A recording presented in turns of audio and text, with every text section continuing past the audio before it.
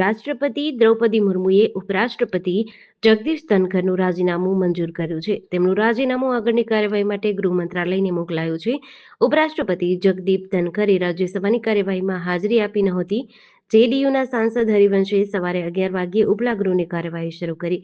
Media reports અનુસાર કહેવાય રહ્યું છે કે જગદીપ ઉપરાષ્ટ્રપતિ પદ પરથી પાછું રાજીનામું ખેંચશે નહીં. તેઓ વિદાય સમારંભમાં પણ હાજરી નહીં આપી. દેશના 14મા ઉપરાષ્ટ્રપતિ જગદીપ ધનખરે 21 જુલાઈની રાત્રે અચાનક પોતાના પદ પરથી રાજીનામું આપી દીધું.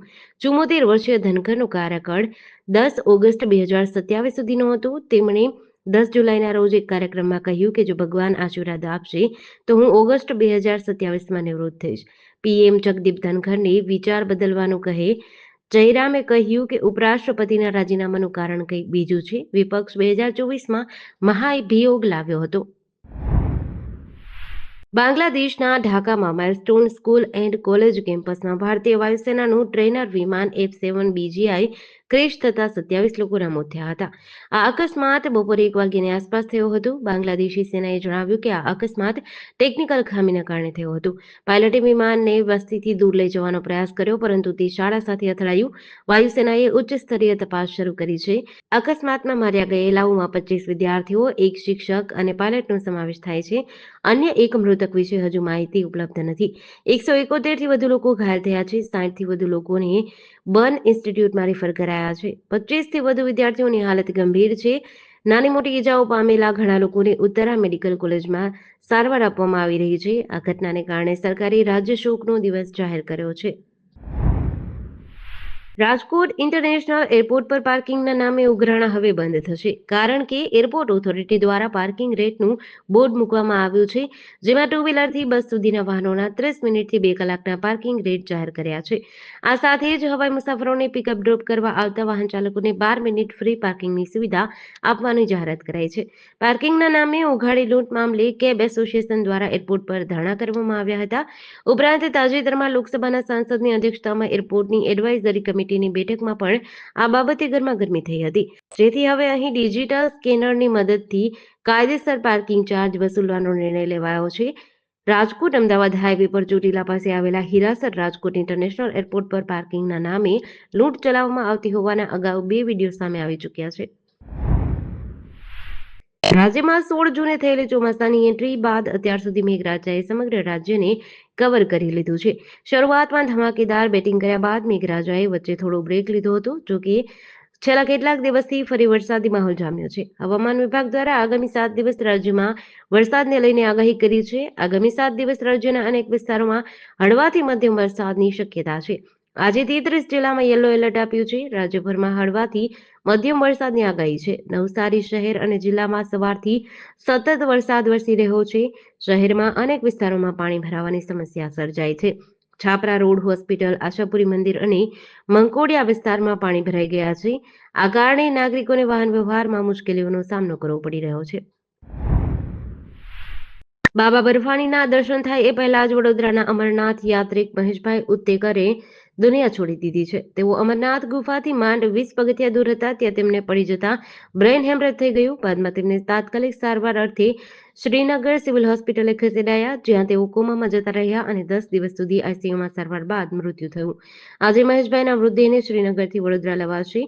વડોદરાના યાત્રિકનો એક અંતિમ વિડીયો સામે આવ્યો છે, જેમાં તેઓ નાચતા જોવા મળ્યા હતા. મહેશભાઈ ઉત્તેકર તેમના મિત્રો સાથે અમરનાથ યાત્રાએ ગયા ત્યારે તેમને મિત્રો સાથે તસવીરો લીધી અને વિડીયો પણ ઉતાર્યા. આ વિડીયો અને તસવીરમાં તેઓ ખૂબ ખુશ જણાતા હતા. વિડીયોમાં તેઓ નાચતા કૂદતા પણ જોવા મળે છે, પરંતુ બાબા અમરનાથના દર્શન થાય એ પહેલા જ તેમણે આ દુનિયા છોડી દીધી. જમ્મુ કાશ્મીર અને હિમાચલ પ્રદેશમાં વરસાદ અને ભૂસ્ખલનના કારણે 5 લોકોના મોત થયા છે. મૃતકોમાં 5 વર્ષનું બાળક પણ સામેલ છે. ભૂસ્ખલનની વિવિધ ઘટનાઓમાં ઘણા લોકો ઘાયલ થયા છે. જમ્મુના રિયાસીમાં વૈષ્ણોદેવી મંદિર જતા રસ્તામાં ભૂસ્ખલનમાં 70 વર્ષીય એક શ્રદ્ધાળુનું મોત થયું અને 9 લોકો ઘાયલ થયા. આ દરમિયાન હિમાચલના ચંબામાં એક નવપરિણીત યુગલના ઘર પર પથ્થર પડતા મોત નીપજ્યું. રાજ્યમાં 401 રસ્તા બંધ છે. બીજી તરફ મધ્યપ્રદેશના મંડલા જિલ્લામાં કાન્હા ટાઈગર રિઝર્વમાં પૂરમાં એક વાઘ વહી ગયો હતો. વાઘ બંજર નદીમાં તરતો જોવા મળ્યો હતો. જબલપુર સહિત રાજ્યના 12 જિલ્લાઓમાં ભારે વરસાદની ચેતવણી આપવામાં આવી છે. હવામાન વિભાગના જણાવ્યા અનુસાર મંગળવારે ઉત્તરાખંડ, હિમાચલ પ્રદેશ, મહારાષ્ટ્ર, ગોવા અને તેલંગાણામાં વરસાદ માટે ઓરેન્જ એલર્ટ છે. બિહારના 27 જિલ્લાઓ અને રાજસ્થાનના 4 જિલ્લાઓમાં વરસાદ પડી શકે છે. મહેસાણાના સતલાસણા ખેરાલુ હાઈવે પર સરકારી બસ અને ઇકો વચ્ચે ગંભીર અકસ્માત થયો. સંભવનાથ મંદિર નજીક બસ અને ઇકો વચ્ચે ટક્કર થતા 2 લોકોના ઘટના સ્થળે મોત થયા, જ્યારે અન્ય 6 લોકો ઇજાગ્રસ્ત થતા સારવાર અર્થે ખસેડાયા છે.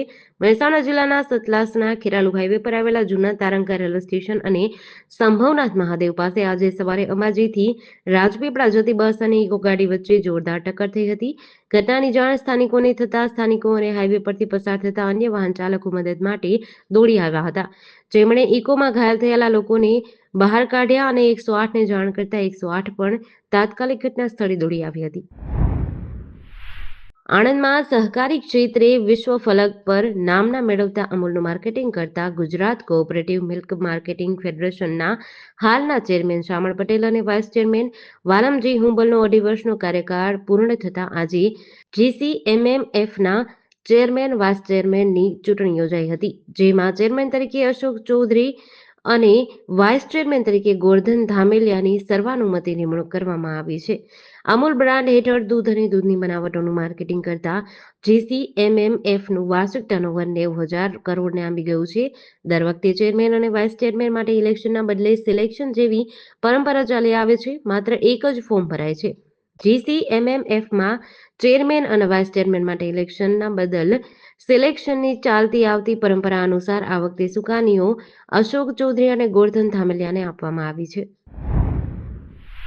પાટણના સરસ્વતી તાલુકાના સુજનીપુર ગામમાં એક સગીરાએ આપઘાત કર્યો છે. સગીરાના પિતાએ સરસ્વતી પોલીસ મથકે એક યુવક સામે ફરિયાદ નોંધાવી છે, જે અનુસાર આરોપી દીપક વિશાલ ચૌહાણ સગીરાનો સ્કૂલે અને ટ્યુશન જતા આવતા પીછો કરતો. તે સગીરા પાસે વારંવાર મોબાઈલ નંબરની માંગ કરતો. આ પજવણીથી કંટાળી સગીરાએ તારીખ 20 જુલાઈ 2025ના રોજ સવારે 9 વાગ્યે પોતાના ઘરે પંખા સાથે ચાદર વડે ગળે ફાંસો ખાઈ આપઘાત કર્યો હતો. સરસ્વતી પોલીસે આરોપી વિરુદ્ધ વિવિધ કલમ હેઠળ ગુનો નોંધી વધુ તપાસ હાથ ધરી છે. ડુમસ બીચ પોતાના કુદરતી સૌંદર્ય અને કાળી રેતી માટે પ્રખ્યાત છે. ત્યાં એક આશ્ચર્યજનક ઘટના બની. રવિવારે એક લક્ઝરી મર્સિડીઝ કાર બીચની નરમ રેતીમાં એવી રીતે ફસાઈ ગઈ કે તેને બહાર કાઢવામાં 36 કલાકથી વધુનો સમય લાગ્યો. આ ઘટનાએ સ્થાનિકો અને પ્રવાસીઓમાં ભારે કુતૂહલ જગાડ્યું હતું. આ મામલે પોલીસે જાહેરનામા ભંગ બદલ કારના માલિક સામે ગુનો દાખલ કર્યો છે. આ સમગ્ર મામલે ડુમસ પોલીસ દ્વારા તાત્કાલિક કાર્યવાહી કરવામાં આવી હતી.